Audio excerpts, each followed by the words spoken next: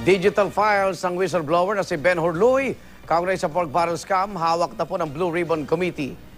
Hello Garcia scandal, inungkat naman ni Senator Grace po sa kanyang privilege speech kahapon. Pasadaan natin ang iba pang balita sa ulat ni Oscar Oida.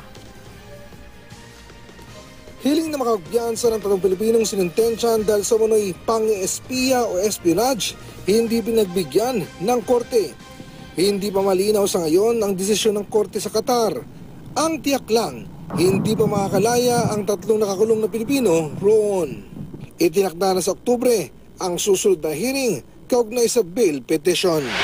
NBI, na-turn over na sa Senate Blue Ribbon Committee ang digital records ni Ben Hurluy na may kaugnayan sa pork barrel scam. Aabot daw sa mahigit 31,000 pahina kapag iprint ang mga file. Pero sabi ni Senate Blue Ribbon Committee Chairman T.G. Ginggona, isa sa publiko niya ang kopya ng record sa ngalan ng transparency.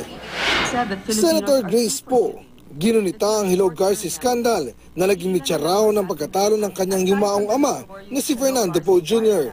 Sabi ng senadora, hindi na sayang pagtakbo ni The King noong 2004 presidential elections. At para maiwasan raw ang pandaraya sa eleksyon, isinusulong ni Poe na amyendahan ang anti-wiretapping law at electoral code. Nais din ng senadora na madaliin ang pagbabasa ng Whistleblowers Protection Act para maengganyo ang maraming testigo na lumantad at magsabi ng katotohanan.